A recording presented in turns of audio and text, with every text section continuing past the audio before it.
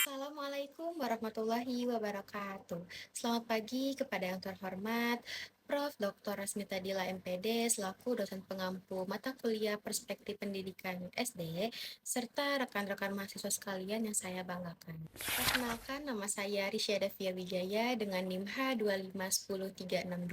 Saya adalah mahasiswa program studi Pendidikan Guru Sekolah Dasar dari Universitas Juanda. Pada video ini saya akan menyampaikan hasil observasi kelompok kami, kemudian saya juga akan memberikan analisis, refleksi, dan solusi berdasarkan sudut pandang saya sebagai calon guru sekolah dasar. Lokasi observasi yang kami pilih adalah salah satu sekolah dasar negeri di daerah Bogor, tepatnya di SDN Sindang Sari 02.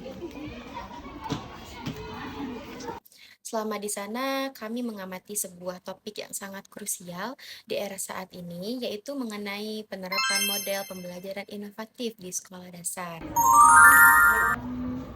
Rekan-rekan sekalian, saat kami melakukan observasi langsung dan berdiskusi bersama guru kelas di sana, yaitu Ibu Nita Hairani SPD, kami menemukan kondisi yang menurut saya cukup menarik, sekaligus menjadi tantangan bagi guru nih. Menurut guru yang kami wawancarai, metode ceramah saja sekarang sudah kurang efektif karena banyak siswa yang cepat bosan untuk anak-anak zaman sekarang. Metode tersebut cenderung membuat siswa menjadi pasif, cepat bosan, dan mengantuk di dalam kelas. Makanya beliau menyiasati dengan mulai menerapkan model Project Based Learning, yaitu PJBL, supaya anak-anak bisa terlihat aktif. Namun, kendala utama yang dihadapi di lapangan adalah minimnya fasilitas teknologi pendukung pembelajaran dari pemerintah. Sebagai contoh, sekolah tidak memiliki proyektor, terus akses komputer di perpustakaan sangat terbatas. Akibatnya, guru harus saling berebut dan bergantian. Nah, untuk menyiasati hal ini, agar kelas tetap aktif, guru membagi siswa ke dalam beberapa kelompok kecil untuk menyelesaikan tugas proyek secara kolaboratif.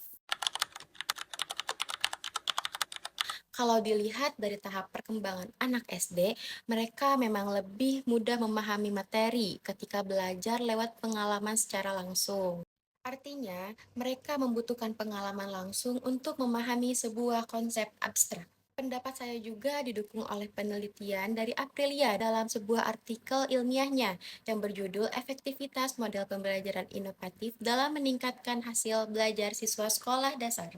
Penelitian tersebut membuktikan bahwa model pembelajaran inovatif sangat efektif dalam meningkatkan keterlibatan aktif siswa serta langsung berdampak positif nih pada hasil belajar mereka. Penelitian lain juga menunjukkan bahwa dari Nopriza dalam artikelnya yang berjudul Model-model pembelajaran inovatif di sekolah dasar dalam meningkatkan aktivitas dan hasil belajar siswa juga mengatakan bahwa variasi model belajar seperti PJBL mampu memicu aktivitas fisik serta mental siswa secara optimal.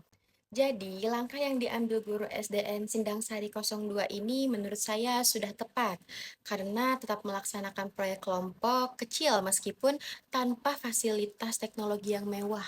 Nah, ini merupakan langkah adaptif yang sangat tepat secara metodologi pendidikan. Pembelajaran bermakna tidak melulu soal kecanggihan teknologi, melainkan bagaimana siswa dapat mengonstruksi pemahaman mereka sendiri melalui aktivitas nyata. Lalu, tantangan berikutnya adalah bagaimana tindakan nyata dan solusi inovatif yang akan saya lakukan jika saya menjadi guru di kelas tersebut. Kalau saya menjadi guru di kelas tersebut, ada beberapa hal yang saya akan lakukan. Langkah pertama, saya akan menerapkan sistem rotasi stasiun belajar. Contoh penerapannya, sekarang mari kita bayangkan, saya sedang mengajar materi IPA di kelas 5, yaitu materi siklus air. Karena proyektor di sekolah itu sangat terbatas, saya akan membagi ruang kelas menjadi 3 stasiun belajar yang berbeda. Pada stasiun pertama, stasiun digital, saya akan menyediakan 1 unit laptop pribadi saya untuk memutar video animasi tentang siklus air selama 3 menit. Siswa dapat menonton video ini bersama-sama. Pada stasiun kedua, stasiun proyek, siswa bekerja sama membuat gambar skema siklus air pada kertas karton yang mereka bawa. Pada stasiun ketiga, stasiun eksperimen, siswa melakukan percobaan sederhana menggunakan air hangat di dalam gelas plastik yang tertutup untuk melihat proses penguapan dan pengembunan secara langsung. Jadi, setiap 15 menit sekali, kelompok siswa akan berputar atau berpindah stasiun nih. Melalui cara ini, seluruh siswa tetap bisa belajar menggunakan teknologi dan melakukan praktik langsung secara adil, meskipun fasilitas di sekolah sangat terbatas. Langkah kedua yang saya akan mengintegrasikan teknologi yang mudah diakses sebagai sarana evaluasi mandiri. Contoh penerapannya, saya akan membuat kuis interaktif yang menyenangkan menggunakan platform gratis seperti Wordwall karena siswa dilarang membawa handphone ke sekolah. Kuis ini tidak dikerjakan di kelas, melainkan saya jadikan sebagai tugas di rumah yang bersifat rekreatif. Siswa dapat mengakses kuis tersebut melalui handphone orang tua di rumahnya. Dengan begitu, evaluasi tetap berjalan secara digital dan menyenangkan tanpa membebani sarana sekolah. Langkah ketiga, saya akan melakukan pendekatan personal yang ramah terhadap siswa yang pasif dan pendiam saat kerja kelompok berlangsung. Contoh penerapannya, jika ada seorang siswa yang cenderung menarik diri dari kerja kelompok, saya tidak akan menegurnya di depan kelas. Saya akan menghampirinya, mengajaknya berdialog secara santun, dan mengidentifikasi potensinya berdasarkan data gaya belajar siswa. Jika anak tersebut menyukai gaya belajar visual dan mahir menggambar, saya akan merangkulnya dan memberikan tugas khusus yang relevan. Misalnya, dengan berkata, "Andi, hasil gambarmu sangat indah. Boleh tolong bantu kelompokmu untuk mewarnai bagian awan dan air ini?"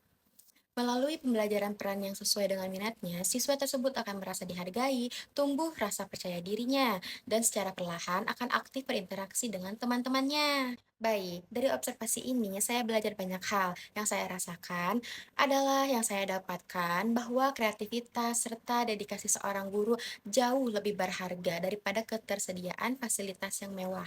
Sebelum melaksanakan observasi ini, jujur saja saya memiliki pemikiran yang sangat idealis. Saya beranggapan bahwa untuk menciptakan sebuah pembelajaran yang inovatif, yang sukses di era digital ini, itu harus ditunjang oleh laboratorium komputer yang lengkap atau gawai canggih untuk setiap murid.